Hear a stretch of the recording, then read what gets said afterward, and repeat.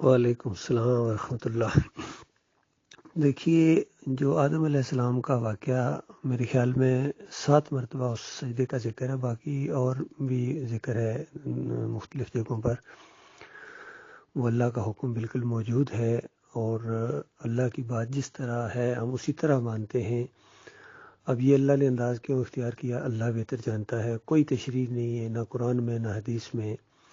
پھر وہ سجدہ کس طرح ہوا، کوئی تشریح نہیں ہے قرآن میں نہ حدیث میں۔ لہذا جو چیز جہاں ہے اسی حد تک ہم مانتے ہیں، اتنا ہی مانتے ہیں کہ یہ سجدہ ہوا ہے، فرشتوں نے کیا ہے۔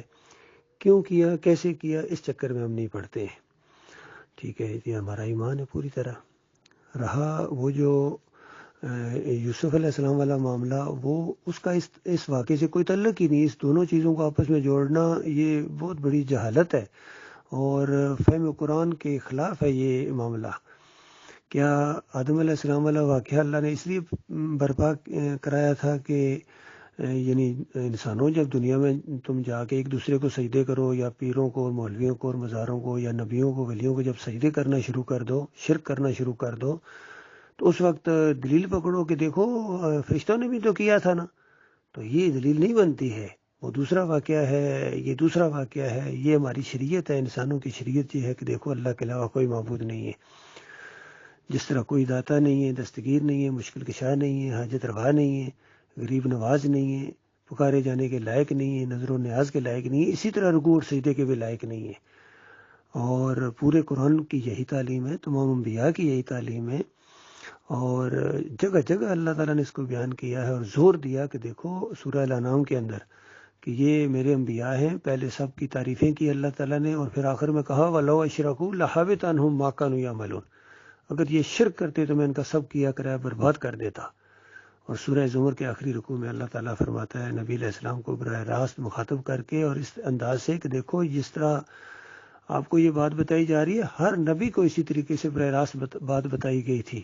ہر نبی کو یہ کہا گیا تھا، پہلے کو بھی، دوسرے کو بھی، تیسرے کو بھی، اب آپ آخری ہیں، آپ کو بھی یہ بات بتائی جا رہی ہے۔ اور بات یہ ہے کہ لائن اشرکتا، اگر تو نے بھی شرک کیا، لیابطن عملک، تیرا عمل بھی ضائع ہو جائے گا، ولتکونن من الخاسرین۔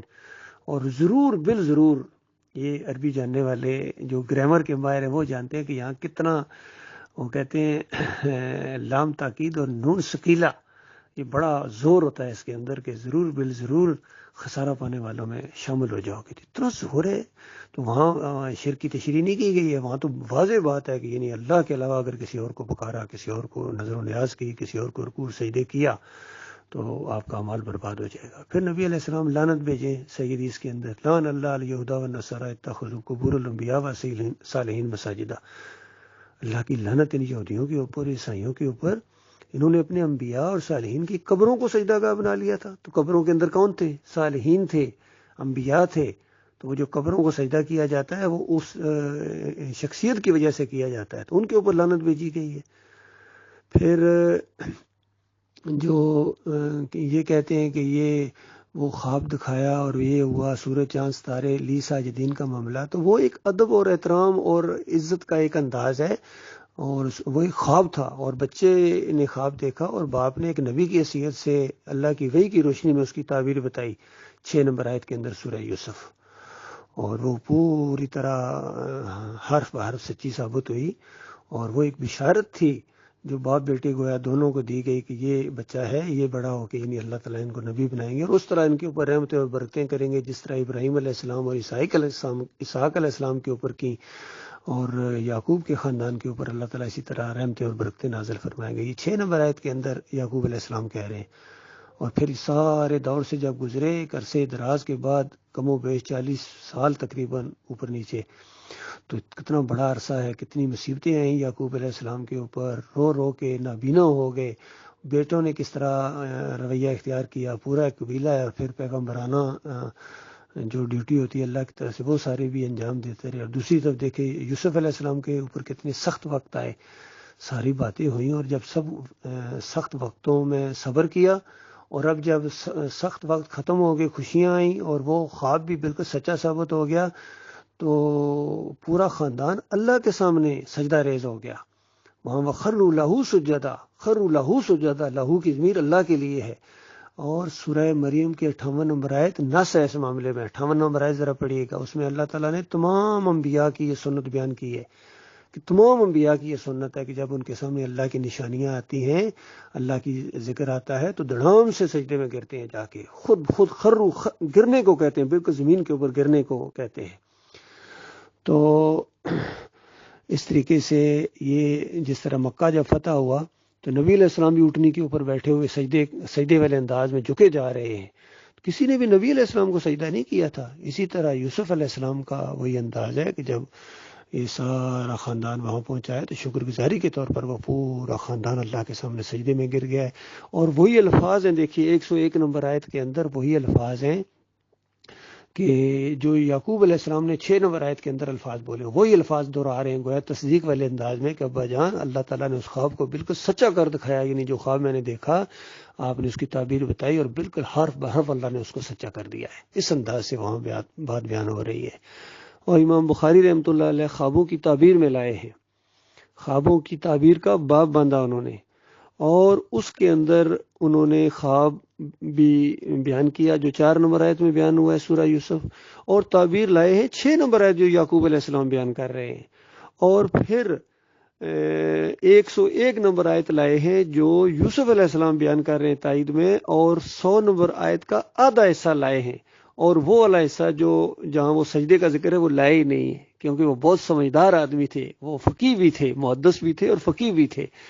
ان کا ماتھا ٹھمکا کہ دیکھو یہ اگر سجدے کا ذکر میں نے تعبیر میں کر دیا تو یہ اس طرف لے جائیں گے.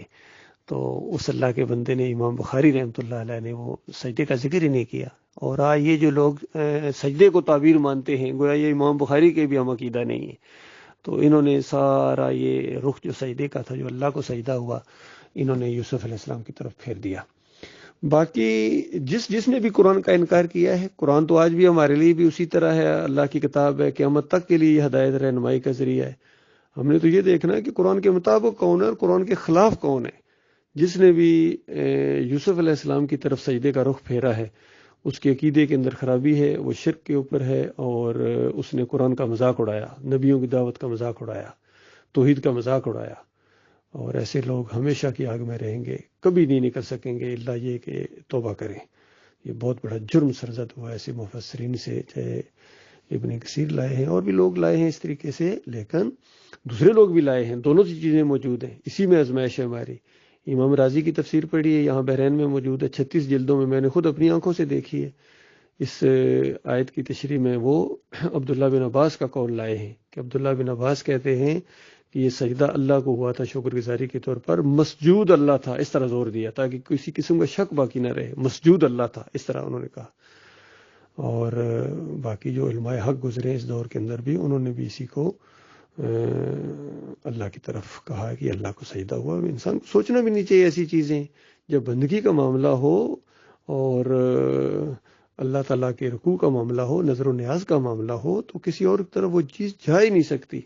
اور میں آپ کی توجہ دلاؤں انہی آیات سے 100 نمبر آیت سے جو چند آیتیں آگے ہیں، آخری رکوع کی آتی ہیں، اس میں جو ضمیر استعمال ہوئی ہے کہ جب اس میں یعنی یہ ہے کہ جب انبیاء نے یہ گمان کیا وَظَنُّوا أَنَّهُمْ قَدْ كُذِبُوا، کہ وہ جھٹلائے جا چکے ہیں. قد کذبوا، تو اس کی کچھ لوگ جو ہے نا وہ انبیاء کی طرف کہہ جاتے ہیں کہ انبیاء نے یہ گمان کیا کہ اللہ کے جو بھی وعدے تھے وہ جھوٹے تھے. نعوذ باللہ، ایسا سوچنا بھی نہیں چاہیے. تو جو ادھر لے جانا چاہے وہ لے جا سکتا ہے، لیکن اس میں وہ ان کی طرف لے جانا جہالت ہوگی. یہ ان کی طرف لے جایا جائے گا جو کافر مشرک تھے، کہ انہوں نے جب گمان کیا کہ ہمارے ساتھ جھوٹ بولا گیا ہے، یعنی پوری طرح جب ان کو یقین آ گیا کہ ہمارے ساتھ جھوٹ بولا گیا، نبیوں کی دعوت غلط تھی، تو اس کے بعد پھر اللہ کا عذاب آ گیا. تو بخاری کی روایت کے اندر بھی اسی انداز سے ہے کہ انبیاء نے یہ گمان کیا کہ ان کے جو ساتھی تھے کہیں وہ بھی اس فتنے میں نہ پڑ جائیں کہ کہیں ہماری دعوت انداز، یہ اللہ تعالیٰ وہاں تک لے جاتا ہے آزمائش کے ذریعے. تو جب یعنی اس سے آگے نہیں اللہ تعالیٰ وہی ڈالتا ہے، اس سے پہلے اللہ کی مدد آ جاتی ہے. تو وہاں دیکھیے اگر کوئی ادھر لے جائے گا تو پھر کس طرح اس کا عقیدہ خراب ہو جائے گا.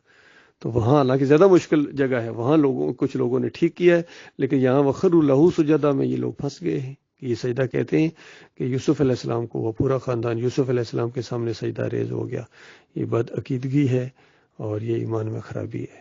باقی ہم نے یہ نہیں دیکھنا پگڑی کتنی بڑی ہے. پگڑی کو دیکھیں گے تو پھر آپ ایمان عقیدے کی اس کا مطلب اللہ بڑا نہیں ہے، یہ بڑے ہیں، جس کا پچھلے دنوں میں ذکر ہوا تھا، جس طرح اشرف علی تھانی صاحب تشریح کرتے ہیں کہ اللہ کے بندوں کو رسول کا بندہ کہا جا سکتا ہے، اور قرآن کی سورہ زمر کی آیت پیش کر رہے ہیں کل یا عبادی الذین اسرفوا علی انفسہم لا تقنطوا من رحمۃ اللہ، کہ اللہ تعالیٰ خود کہہ رہا ہے نبی کو کہ اپنے بندوں سے کہو. اس طرح تشریح کا رخ پھیر دیا. تو یہاں بھی انہوں نے اللہ کے سجدے کا رخ یوسف علیہ السلام کی طرف پھیر دیا. اللہ تعالیٰ ہمیں ایمان خالص کو سمجھنے اور اس کے اوپر جم جانے کی توفیق عطا فرمائے.